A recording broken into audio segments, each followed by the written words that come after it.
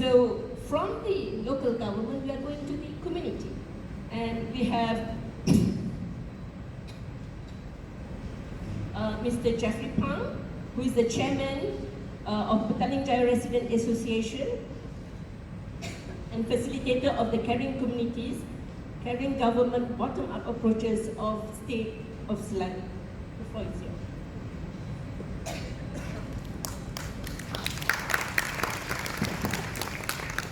Good afternoon, everybody. Good afternoon. Good afternoon. Just want to make sure that you are still awake. Oh, it's a long day. Last session, last speaker. All right. Okay, so let's move on that. We are working on two levels. My PJ is actually working among the city level of Petaling Jaya, and Community Kerajaan Prihatin is working in Selangor area. So, very exciting sustainable development goals. Start in 2016 and in 2030. Now it's already 2019. All right. So I think another year, 2020 to 2030, we have about 10 years to get it right. So 3 steps to go. We get ourselves ready. Get set. Go. So what are the steps involved? So let's look at the ready one first. First of all, SDG is not new. It is follow-up of local Agenda 21 or Agenda 21, started in 1992, but Malaysia really started in nearly the year 2000, when we appointed 4 pilot sites, PJ, Kuantan, Miwi, and Krian.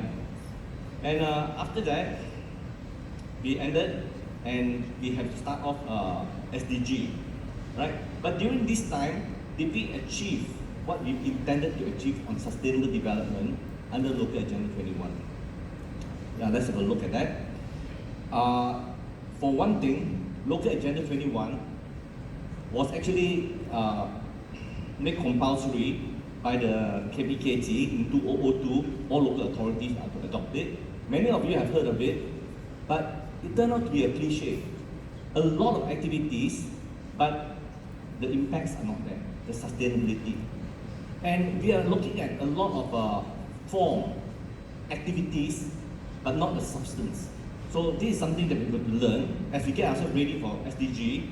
Let's learn from the history. The other thing is, and this picture is from LA21 as well, trisectoral partnership is very well promoted. But did it happen? Did the community actually work with the government and the business? Or was it just a photo shoot and that's the end of it? No? What is the impact? And of course, when you are looking at trisectoral partnership, it is not the 3 sectors that are so important. It is number 1, number 2, number 3. It's the intersecting part. No? We have worked with the company for nearly 6 years before we established a good overlapping area. We work with one company called Deloitte. They are an audit company. And for many years, they did gotong royong. They paint the flags for us, this and that.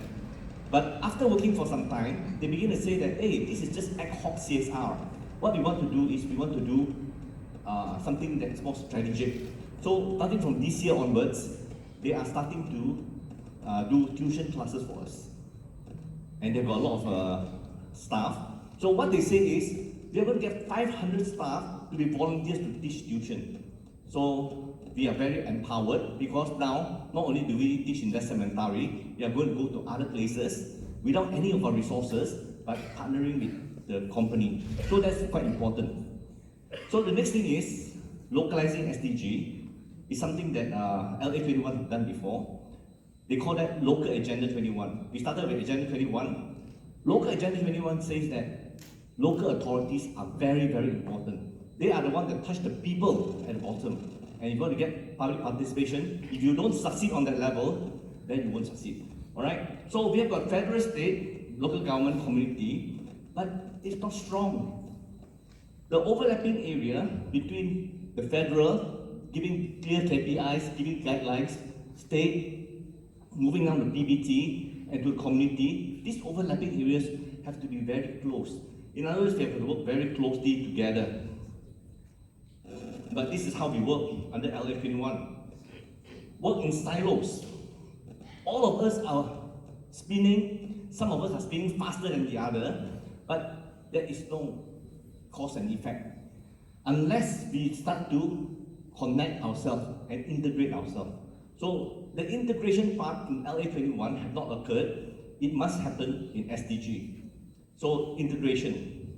So these are the few paradigms that we must fix up and say that before we go to SDG, before we get ourselves ready to go, let's say from Agenda 21, we want substance over form, not activities, not a Gotong Royong, but every time we go back to the place is clean, the community is maintaining it. We don't judge from activity. The other thing is measuring effects, which is not measuring activities. To get the effect, we must be integrated. So I gave you the illustration of if we are integrated well with the CSR of a company, then we have got resources to work with. The other thing is working for the community. Now, this is one of the problems that we face. Local authorities, when we start to work with them, they tend to be like working for the community. But what we need to do is to really partner with the community. And I'm very glad to see Subang Jaya doing that. The other innovative thing is they tell all the councillors, each of you in charge of one flat. Then the councillors will begin to know what is it like inside those flats.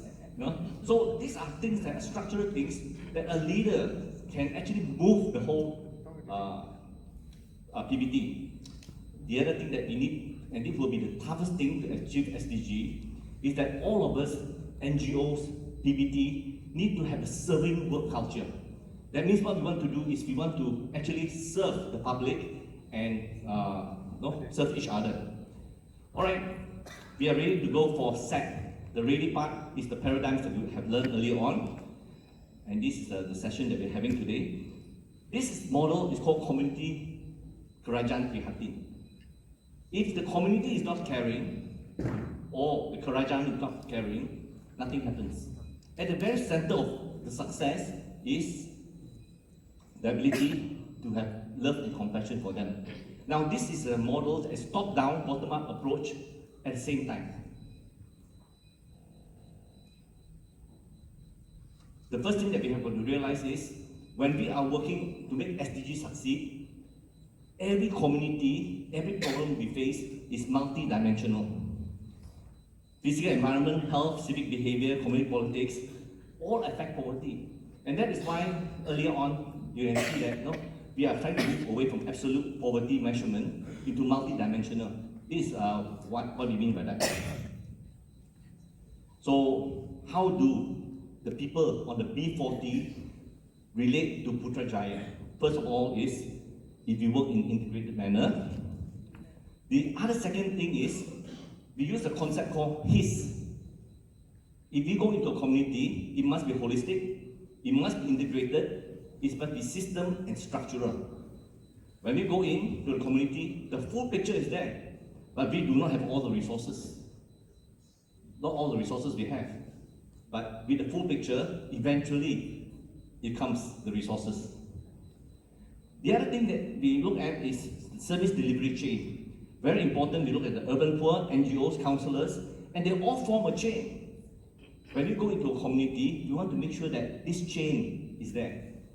But sometimes you find a councillor that is not willing to work with you. Sometimes you find that in the PBT, some departments do not want to work with you. So that will be a weak chain. But if you select your community properly, there's a good chance of success. Later on, I'll share with you that even if one person as a leader is strong, the community can succeed. Okay, so this is a horizontal view. What we want to do is, working from the urban poor, through the NGOs, through the councillors, through the ADUNs, to the local authorities and to the state, what we want to do is we want to actually move through all the stages to achieve. And this is where I think I will very quickly explain to you the role of a politician, whether it's your ADUN or whether he is your MP. So over here, we're going to talk about a top-down, bottom-up approach, and you can see that this is your MP. Sorry, this is your MP. Thin, small boy. Alright? He's not voted into power yet. So, but this small boy is very attached to the people at the bottom, probably an NGO, working closely with the people, very in touch with the bottom. But once he's elected, this is him. Put on a lot of weight, probably because of a lot of wedding dinners and jamuans and all. But because of all his, what do you call that, commitments, he's unable to concentrate on his constituency. And if he had got the idea that you have elected me, let me do the job for you, he will never succeed. Right now, things are so multidimensional, you need a good SDG 17. The partnership in the real substance must be there. So what we need to do is very simple, just combine them together so that things will be stable. He will have the people at the bottom and they will get empowerment. All right? So in a way, this is being reflected in P105, Petaling Jaya, because YB Maria is actually an NGO earlier on. And when she started, she divided everybody into 7 work streams. And all of them are working and engaging at people at the bottom and drawing more resources from there. So this is a very important concept. When we start to work, we flow like this. We work on the institutional reforms, the transformation of the community, but using a whole society approach. That means we are looking at top-down, bottom-up, and looking holistically at the whole thing to achieve the SDG. But there's a lot of obstacles. But no matter how many stones you place in front of us, we will flow through. And how do we flow through? This is the concept of Bruce Lee. Be water. If you are water, you can flow through anything. So in other words, developing communities, you must have a very fluid kind of approach. And let me show you the last part here, goal. Pilot projects are very important. You are talking in general, but when you come to a pilot project, you are definite about what's going on. Let me just take you through very quickly. This is maybe one of the last slides already. We first started off with PPR Kota Damansara. We worked there for about 7-8 years. Before we moved over to Desa Mentari, we learned quite a lot from PPR Kota Damansara. We set up a garden and won an award as well. And we thought that we should go to the deep end, go to one of the black areas, Desa Mentari. And we started off with Block 5. What did we do? We didn't spend any money. Deloitte said that they want to do a Motor Royal. We invited them to come to Block 5. They painted everything white at the bottom, very nice. Left enough paint, and the residents just took the paint and painted all the way up. Then after that, they collected money from each other, and every floor, they painted murals. And the murals were so beautiful. So beautiful that it came out in the Star papers. Then after that, we noticed that Block 4, Block 6 wanted to join us, and Block 1 also wanted to join us. So in other words, what we do is, we develop what the concept called Hiyasu syndrome. When we help one block, the rest of the block says, why are you not helping me? So instantly we got this, and we use this as the pilot project. Now, this is one thing I want to highlight to you. When we painted this and it came out in the papers, later on, DBKL wanted to do it, and they wanted to do it in Siri Pantai, right? And of course, that was just initial thing, so they just try it out. They wanted some paints, we donated some paints, and we worked together with them. Yes. Then after that, we were quite surprised. Here we are trying to help them, but later on, the advisor, I think Puan Manura, is so efficient. He organized the DBKL staff, she had meetings and systematically documented everything.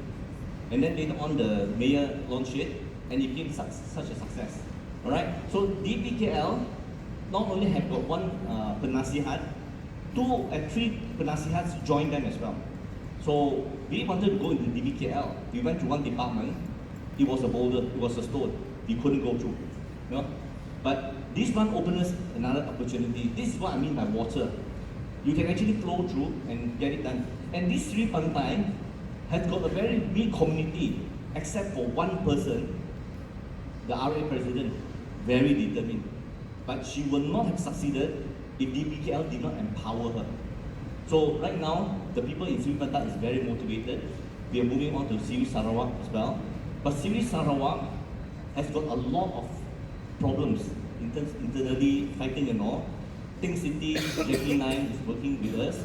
And of course, this one has got a bigger issue. We were working together with the Putrajaya as well, under the National Harmony and Reconciliation Commission. And over here, there is a lot of problems with building problems. We find the Commissioner of Buildings having a lot of problems. So we do not go into a community to just do activities. We try to solve the structural things, but I think I will not do too much. Just to show you that this is Selangor, run by 10 EXCOs, and this is the Selangor 12 local councils. Of course, Subang Jaya is outstanding here. But what I want to say is, we should have more focus on local councils. To make SDG succeed, is the local councils as a very important partner. So, like water, we try to identify the willing ones and start to work with them.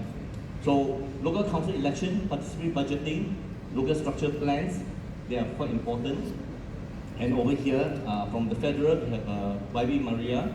Then we have the state, local government. When we find things at the bottom, that is a problem.